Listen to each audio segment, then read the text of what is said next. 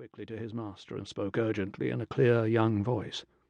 There was another pause, and then the master spoke again in yet another tongue, one which he could not put a name to and nevertheless somehow understood. A rising and falling speech, musical. "I will not evade the will of heaven. Tell me." "He is Dutch," the servant answered in that same language, reluctance clear in every word. He might have raised his head to speak. He was not Dutch, and knew that if very little else. But he was cold, and his limbs heavier with every moment. "Master, let us go on." "Enough," the tenor voice said, quiet but final. He heard orders given in the unfamiliar language while darkness stole over his vision. There were hands on him, their warmth welcome. He was lifted from the ground and slung into a sheet or a net for carrying. He could not even open his eyes to see. The company moved on, suspended in mid-air, swinging steadily back and forth as they went on. He felt almost as though he were in a hammock aboard ship, swaying with the water. The movement lulled him, his pain dulled. He knew nothing more. "William Laurence," he said, and woke with his own name at least restored to him, out of a tangled dream full of burning sails and a strange weight of despair, a sinking ship. It faded as he struggled up to sit. He had been lying on a thin pad laid upon a floor of woven straw matting in a room like none he had ever seen before. One solid wooden wall, the rest of translucent white paper set in frames of wood, and no sign of doors or windows. He had been bathed and dressed in a robe of light cotton.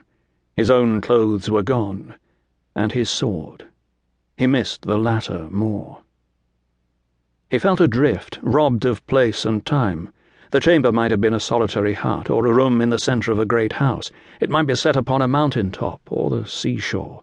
He might have slept an hour, a day, a week. A shadow abruptly loomed on the other side of the wall furthest from his bed, and the wall slid open along a track to furnish Laurence a glimpse of a corridor, and another room across standing half open, indistinguishable from his own, save for a window which looked out on a slim cherry tree with bare, dark branches. A young man, not very tall but gangly with recent growth, perhaps 16, came through the opening and folded himself into the low-roofed chamber while Laurence stared at him blankly. He was Oriental, a long face with a sharp chin, clean-shaven and softened with the last remnants of puppy fat. His dark hair was drawn back into a tail, and he wore an intricately arranged set of robes, creases as sharp as knife edges. He sat down on his heels and contemplated Laurence in turn, with an expression bleak enough to be aimed at a plague carrier. After a moment he spoke, and Laurence thought he recognized the voice, the youth who had wished him left by the road. "I have not the least notion what you are saying," Laurence said, his voice sounding hoarse in his own ears. He cleared his throat. Even that much struck his head with fresh pain. "Can you speak English or French? Where am I?"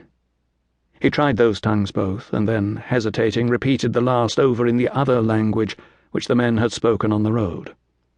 "You are in Chikuzan province," the young man said, answering him in kind, "and far from Nagasaki, as you must well know." There was a sharp bitterness to his voice, but Laurence seized on the one familiar name.